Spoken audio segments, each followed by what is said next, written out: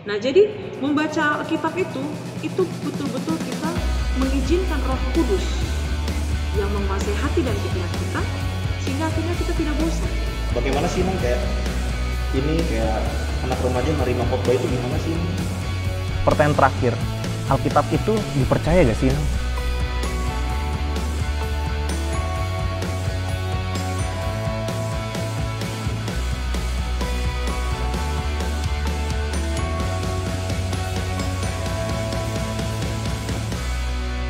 Halo guys, selamat datang di acara Youth First Remaja KBP Tanjung Priuk, di mana acara ini seperti podcast membawakan isu-isu tentang kegiatan remaja KBP Tanjung Priuk, terus kondisi-kondisi remaja KBP Tanjung Priuk di tengah pandemi COVID-19 ini, dan acara-acara remaja KBP Tanjung Priuk di sini. Sebagaimana kita ketahui, hari ini kita membahas tentang topik sudahkah kamu membaca Alkitab? Nah, dengan topik seperti ini kan pasti kita kayak, aduh apa sih, gimana sih baca Alkitab? Emang seru ya baca Alkitab? Pasti kan pertanyaan-pertanyaan teman-teman remaja kayak gitu kan. Kayak ibadah aja jarang banget bawa Alkitab, pasti bawa elektronik, Alkitab elektronik yang di HP. Nah, untuk itu kita kedatangan pembicara, salah satu narasumber, di mana narasumber ini adalah pendeta fungsional dari gereja ini, Gereja KBP Tanjung Priok. Mungkin Inang bisa memperkenalkan diri Inang terlebih dahulu. Ya, bisa lepas masker. Jadi untuk informasi kita, walaupun di tengah pandemi COVID-19 ini, kita mengambil syutingnya di tengah pandemi COVID-19 ini, kita tetap stay pada protokol kesehatan, selalu memakai masker, jaga jarak, dan periksa suhu, serta memakai hand sanitizer. Ya, kita bisa lepas masker. Inang bisa perkenalkan diri, Inang. Oke, terima kasih Joshua. Iya, Inang. Buat kita semua, perkenalkan, nama saya Pendeta Melva Borusi Mangunsong. Saya pendeta fungsional di Gereja HKBP Tanjung Priuk ini, yang membidangi kategorial sekolah minggu, remaja, dan Naposo Bulung. Dan saya sudah bersuami, suami saya Pendeta Erwin Panggabean, dan kami sudah dikaruniakan satu orang putri yang bernama Bonita Gogonauli Buru Panggabean. Mungkin itu saja dulu ya, Joshua, sebagai perkenalan singkat dari saya. Ya, jadi udah perkenalan dari narasumber kita. Jadi Inang ini yang membidangi remaja, sekolah minggu, dan Aposo. Podcast kita hari ini adalah tentang remaja, selingkungan sekitar remaja aja. Jadi kita pakai bahasanya agak informal aja Inangnya, kayak gua, lu, apa segala macem. Sip. Ya, jadi kita tenang, santai-santai saja Inang. Inang bisa diminum minumannya atau memakai hand sanitizer terlebih dahulu. Jadi kan topik yang diangkat sama pengurus remaja itu tentang sudahkah kamu baca Alkitab, Inang? Saya dulu pernah masa-masa remaja lah ya. Masa-masa remaja itu kan kalau misalnya dalam sistem bahasa Inggrisnya kita adopsikan teenager, berarti teen ya, dari umur 13 tahun sampai umur 19 tahun ya kan. 13 until 19 kan. Tapi kalau misalnya dalam penelitiannya kan 13 tahun sampai 22 tahun.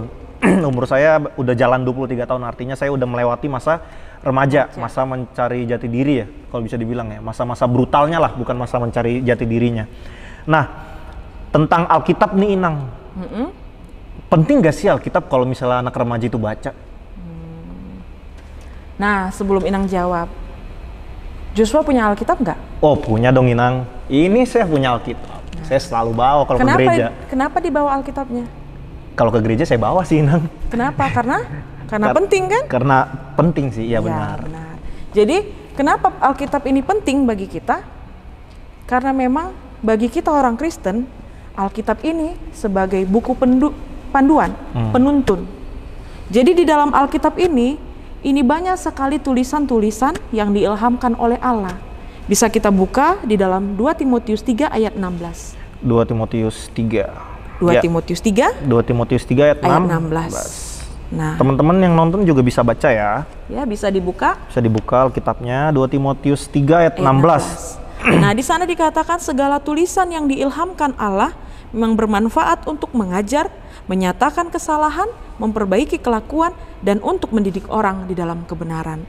Jadi kenapa ini sangat penting bagi kita, terlebih remaja, anak-anak remaja di zaman sekarang? Karena segala tulisan yang ada di dalam Alkitab ini merupakan firman Tuhan yang mampu menuntun kita, anak-anak remaja, supaya anak-anak remaja itu betul-betul diajarkan tentang kebenaran firman Tuhan. Anak-anak remaja itu betul-betul mampu menyatakan kesalahan ketika dia betul-betul telah melakukan kesalahan. Kemudian memperbaiki kelakuan. Seperti tadi Joshua bilang kan, sekarang kan usia-usia sedang labil ya. Ketika dimarahi orang tua, marah-marah lagi. Malah semakin marah kepada orang tua. Jadi firman Tuhan inilah yang mampu mengajari supaya anak-anak remaja ketika dinasihatin, mereka betul-betul merasakan bahwa itu sesungguhnya untuk memperbaiki kelakuan mereka. Dan yang terakhir, firman Tuhan ini berguna untuk mendidik orang menjadi orang yang benar. Demikian Joshua. Berarti kalau misalnya kita tarik kesimpulannya Inang ya, Alkitab ini adalah sebagai perangkat hidup lah ya, kayak kalau misalnya kita di sekolah nih, kayak ada namanya buku panduan sekolah lah ya, ya kan, silabus kayak kurikulum 2013 kurtilas kalau misalnya bisa dibilang.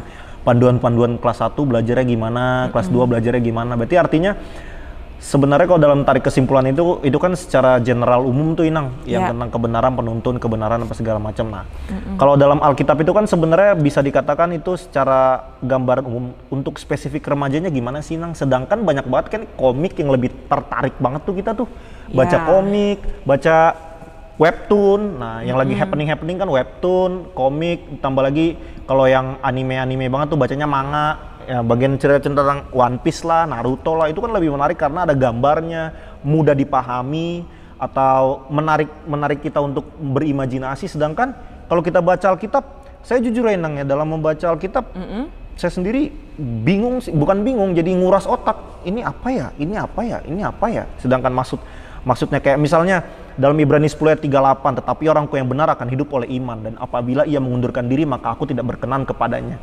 Kayak tetapi orangku yang benar akan hidup oleh iman, dan apabila ia mengundurkan diri. Saya aja nggak ngerti maksudnya itu gimana sih Nang cara kita bukannya asik tapi kita bisa paham sih sama isi Alkitab itu. Ya, nah jadi perlu kita pahami ya untuk kita semuanya. Jadi membaca Alkitab itu tidak bisa disamakan dengan seperti membaca novel atau lah seperti yang ada sekarang webtoon ya, yang ada di handphone kita. Nah jadi membaca Alkitab itu betul-betul kita mengizinkan Roh Kudus yang menguasai hati dan pikiran kita, sehingga akhirnya kita tidak bosan. Karena apa? Ketika kita sudah ingin memfokuskan kita ingin hidup suci, memfokuskan kita ingin hidup kudus, memfokuskan kita ingin membaca firman Tuhan, tantangan begitu berat. Tantangan itu begitu banyak. Iblis akan selalu menggoda. Salah satu contoh, kita dibuat membosan. Ya kan? Setelah itu, ketika kita sudah semakin fokus lagi, kita dibuat ngantuk. Akhirnya kita tidak jadi untuk membaca ini. Tidak seperti novel. Kalau novel kan seru tuh. Seru. Itu kita dipancing, kita diberi gairah, kita diberi imajinasi supaya kita akhirnya tergoda. Itulah cara dunia. Banyak sekali goda-godaan yang ditawarkan. Tetapi firman Tuhan itu sebenarnya ingin menuntun kita. Kau bisa nggak fokus? Kau bisa nggak konsen? Ketika kau tergoda, kau mengiyakan godaan itu, cobaan itu, ya goodbye. Kau akan menutup Alkitab. Begitu. Terus kalau misalnya masalah baca Alkitab nih di kalangan remaja Inang, kan pasti apa ya? Waktu SMP apa-apa gitu kalau misalnya kita ibadah. Saya kalau nggak salah SMP pernah ibadah setiap Senin sampai Jumat tuh ada ibadah namanya ibadah pagi. Jadi saya selalu bawa Alkitab Inang. Kalau ibadah pagi pas SMP Senin sampai Jumat tuh selalu bawa Alkitab. Tuh kayak ngapain sih lu rajin-rajin aja bawa Alkitab, datang ibadah tinggal datang aja. Ngapain coba Alkitab udah ada HP tinggal download aja, ribet banget. Jadi pendeta lu. Kan kayak jadi bukan dibilang malu ya, tapi kayak gimana sih, jadi nggak pede bawa Alkitab karena memang udah dapat bukan godaan tapi dapat tekanan kayak tadi kayak sama teman-teman sama kami berangkat ibadah juga, cuman dia kayak ngajakin itu, udah sih ada HP ribet banget bawa itu menjadi pendeta. Abis itu pas nyampe depan itu, pendeta datang. Nah kan jadi kayak malu kita jadinya kan bawa Alkitab. Ya, Akhirnya dari ya. situ kita ngelepas Alkitab kita untuk bawa ke tempat ibadah. Ya. Nah, jadi kalau yang seperti Joshua hadapin ya, kalau Inang pikir sih nggak masalah. Ya memang seperti itu, kita tidak bisa menutup mulut orang untuk berkata sesuai dengan keinginan kita. Tapi kita bisa menutup telinga kita. Iya. Ya kan? Ya itu nggak perlu untuk kita dengarkan, tidak perlu. Karena ya memang ini dia, mengikut Tuhan itu berat. Nah, ada satu tokoh di dalam Alkitab, dia masih berusia remaja, bernama Timotius. Jadi Timotius ini merupakan anak iman dari Rasul Paulus. Dia diajak oleh Paulus supaya dia boleh bersama-sama dengan Paulus memberitakan firman. Tetapi Timotius mengatakan, kalau dia tidak sanggup, aku masih muda, aku malu. Sama seperti tadi yang dikatakan Joshua, nanti aku dikatakan sok suci. Ih, udah jadi pendeta loh. Jadi Timotius juga merasakan demikian. Jadi tidak hanya di dalam kenyataan kita saat ini ya, di dalam Alkitab pun zaman dulu di dalam Alkitab ini ada juga tokoh yang merasakan seperti yang Joshua rasakan. Bahkan mungkin kita semua yang menonton juga pernah merasakan. Tetapi Paulus mengatakan di dalam 1 Timotius 4 ayat 12, jangan seorang pun menganggap engkau rendah karena engkau muda, tetapi jadilah teladan bagi orang-orang percaya dalam perkataanmu, dalam tingkah lakumu, dalam kasihmu, dan dalam kesetiaanmu. Jadi engkau tidak perlu mendengarkan itu. Ketika engkau tidak salah, kau mau ke gereja bawa Alkitab, ya nggak masalah, silahkan. Tetapi kalau kau mau makan bawa Alkitab, lagi di jalan, di tengah jalan membaca Alkitab, pencitraan ya, itu namanya, kalau Inang bilang sih berle. Berlebihan. Itu dia. Berle. Begitu. Berarti ada istilah baru ya, berle. Kalau misalnya zaman-zaman sekarang tuh, zaman-zaman selebgram tuh dibilangnya kamu suci, aku penuh dosa. Ya, gitu seperti itu. Jadi gitu ya teman-teman ya. Bisa ditarik kesimpulannya tuh nggak usah malu lah baca Alkitab. Alkitab itu penting lah. Walaupun kita masih SMP ataupun masih SMA, masih usia remaja, baca Alkitab. Walaupun kadang membosankan, tapi kalau kita seperti yang Inang tadi bilang, izinkan Roh Kudus dengan cara berdoa ya Inang ya. Dengan cara berdoa meminta hikmat untuk membaca Alkitab. Memang terkesan kata-katanya ini terkesan tinggi, cuman memang seperti itu, tidak bisa dideskripsiin dalam bahasa-bahasa itu. Jadi pada intinya kita semua anak-anak remaja, ya gue juga pernah remaja lah. Tapi memang Alkitab itu penting kok. Dimana kita bisa mengerti lah maksud itu. Bagaimana cara kita bisa mengerti Tuhan kalau kita tidak membaca buku panduannya, kan seperti itu ya Inang ya. Benar. Seperti itu. Nah, terus ada lagi nih Inang, pertanyaan-pertanyaan yang seputar tentang Alkitab. Alkitab itu kan bisa dikatakan dari Kejadian sampai Wahyu, Perjanjian Lama sampai Perjanjian Baru. Nah, terus apa sih Inang nilai-nilai kehidupan, apa ya, bukan nilai-nilai kehidupan sih, kayak misalnya kalau kita membaca Alkitab, apa sih nilai poin plusnya Inang untuk remaja gitu? Kayak gue nih baca Alkitab nih, Tuhan bantu gue gak ya? Nah, kan pasti kayak gitu, kayak minta imbalan lah ketika kita ada susah kan. Apa itu salah Inang? Kalau misalnya dalam Alkitab, apakah itu salah ketika kita misalnya lagi dalam susah nih, aduh Tuhan gue lagi susah nih, ujian misalnya. Nah, ujian terus dia belajar, Hamin satu dia belajar, terus dia berdoa, baca Alkitab apa segala macem lah, pokoknya tingkat-tingkat suci dia dikeluarkan lah. Terus besoknya dia ujian, namun ujian dia nggak maksimal menurut dia. Nah itu apa salah gak sih Inang dia mempergunakan Alkitab sebagai permintaan tolongnya dia? Nah, kayak jatuhnya pamrih gitu. Ya, jadi sebenarnya kita bertuhan ini, kita berbuat baik bukan supaya Tuhan baik kepada kita. Tetapi kita berbuat baik karena Tuhan sudah terlebih dulu baik kepada kita. Jadi itu sebenarnya kewajiban kita. Karena apa? Karena Tuhan sudah baik. Tuhan sudah mau mati di kayu salib untuk menebus dosa-dosa kita. Nah, jadi itu sebenarnya tugas kita. Tugas kita memang harus baik. Tugas kita ya memang harus seperti apa yang Tuhan perintahkan. Nah, itu yang pertama. Kemudian yang kedua, banyak orang jadi seperti ketika dia susah, di situ dia baru betul-betul kuat berdoa. Ketika dia mau ujian, di situ dia berdoa, Tuhan Yesus berkati aku supaya aku besok bisa menjawab pertanyaan-pertanyaan. Tetapi selama ini dia tidak pernah belajar. Dia hanya main, main Mobile Legend, mabar, ya kan? Mabar sama teman-temannya pasti main ya. bareng ya kan. Nah, gimana ceritanya? Gimana caranya Tuhan memberikan jawaban? Ya kan nanti kalau Tuhan tiba-tiba menuliskan, orang semua pasti akan ketakutan. Loh kok bisa jalan sendiri ya pulpennya ya?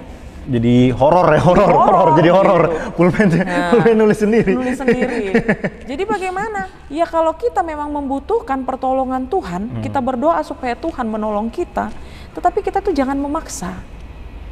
Dalam doa Bapa kami, jadilah kehendak-Mu di atas bumi seperti di dalam sorga. Jadilah kehendak Tuhan. Jadi ketika kita berdoa, kita menyampaikan isi hati, jadilah kehendak Tuhan di tengah-tengah kehidupan kita. Nah, ketika kita berdoa Tuhan memohon pertolongan Tuhan supaya kita berhasil ujian tapi kita tidak belajar, ya bullshit itu namanya. Tidak akan mungkin bisa. Nggak akan mungkin bisa gitu. Sama seperti Tuhan, aku butuh duit. Tapi nggak kerja. Tidur-tidur aja. Duit dari mana? Emang tiba-tiba jatuh? Dari langit. Tidak mungkin kan?